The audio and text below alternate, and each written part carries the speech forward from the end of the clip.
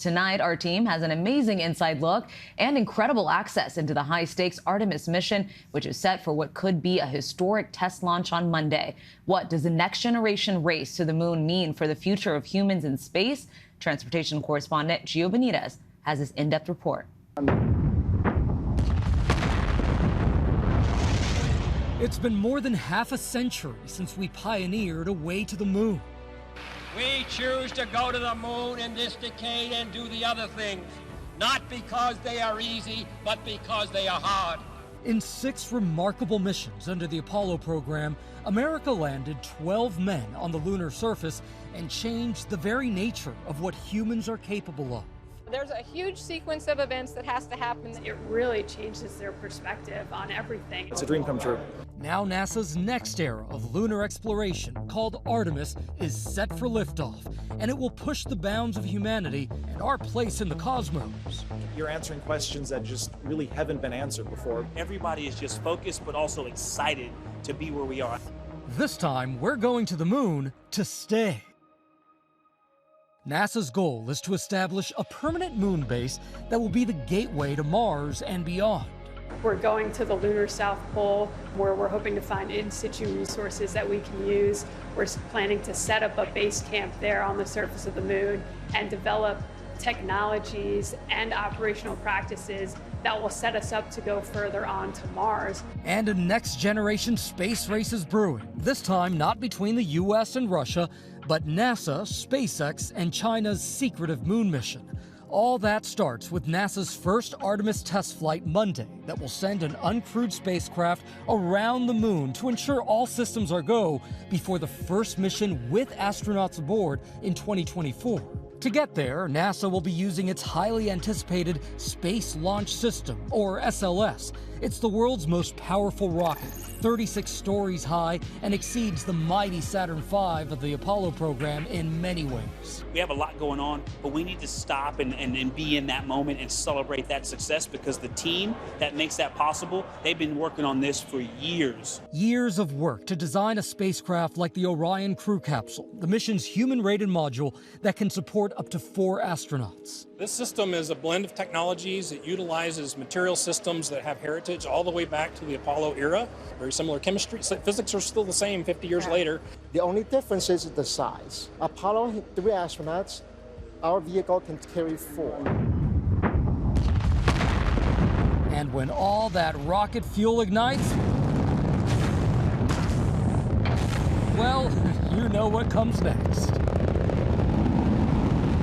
The rocket takes off, we eject the solid rocket boosters, the launch abort system comes off Orion. The whole rocket is trying to get these 2 pieces into Earth orbit. So just one lap around the Earth, checking them both out. Our mission control will make sure everything's healthy. We're committed to the moon after only 90 minutes. Right after that, Orion is going to separate from the upper stage, and Orion will continue on its way to the moon. The journey will take Orion 3 days before it reaches the moon in the quiet of space. On future Artemis missions with astronauts aboard, Orion will link up with a dedicated lunar station in orbit around the moon called Gateway. Gateway is going to be a lunar outpost around the moon. It will be a permanent space station. Here, astronauts will be able to transfer from the Orion capsule to their lunar lander spacecraft and maintain strong communications with Earth. We can bring an Orion vehicle in that drops off the crew, and then we have the lander, right? 4 crew will come up in Orion, 2 will stay on Gateway, 2 will go down to the surface. Designed to be expanded, the station can add more modules if and when new missions and partnerships develop. For many years, we've had this wonderful, global presence with our International Space Station. Gateway gives us an opportunity to create a permanent lunar presence and continue that international cooperation. The Gateway Station will also be capable of adjusting its orbit to allow access to all regions of the moon, something the Apollo missions could not do. Behind us, we've got the Halo module that's actually being built by Northrop Grumman. This right here is our training module that will go over at the Johnson Space Center for our crews. The station is still here on Earth, with an expected launch no sooner than November of next year. For this first test flight, the Orion capsule will simply gather data on deep space radiation levels as it orbits the moon's surface from a close distance. So we're going to do a close approach of the moon. We'll only be about 60 miles from the surface of the moon. The Orion capsule will also fly by the dark side of the moon, where it will break the max distance record of a human-rated spacecraft set by Apollo 13 in 1970. From there, it's a careful trek back to Earth. The capsule will be traveling at 32 times the speed of sound and will need to slow down. A gigantic heat shield protects everything inside from re-entry temperatures that exceed 5,000 degrees Fahrenheit. It's very effective at isolating heat and rejecting the heat of re-entry, even at those energy levels, and protecting the spacecraft and the crew. Parachutes finally deployed to bring the craft to a comfortable 20 miles per hour for touchdown off the coast of San Diego. This first Artemis mission is expected to take 42 days to complete.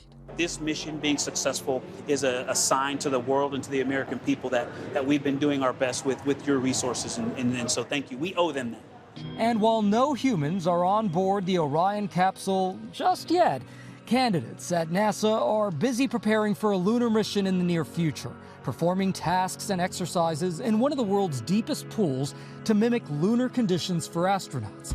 The Artemis program will put the first woman and person of color on the moon and lay the foundation for crewed missions to Mars and beyond. I love any opportunity we have to work together and cooperate, and it kind of puts us above, space above it all. And something I've heard every astronaut I've talked to and asked about their time in space has said when they look back at Earth and see how fragile it is and how beautiful and wonderful it is, it really changes their perspective on everything.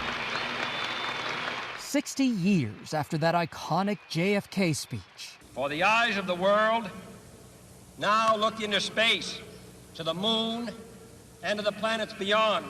And we have vowed that we shall not see it governed by a hostile flag of conquest, but by a banner of freedom and peace. A new hope about the promise and possibility of space to unite us once again. And as we leave the moon and Taurus Littrow, we leave as we came, and God willing, as we shall return, with peace and hope for all mankind. Our thanks to Gio Benitez for that in-depth report. And be sure to tune in to ABC News Live Monday morning. Gio and our team will have you covered as they count down to the Artemis launch. Coverage begins at 8 a.m. on ABC News Live. Hi, everyone. George Stephanopoulos here. Thanks for checking out the ABC News YouTube channel. If you'd like to get more videos, show highlights, and watch live event coverage, click on the right over here to subscribe to our channel. And don't forget to download the ABC News app for breaking news alerts. Thanks for watching.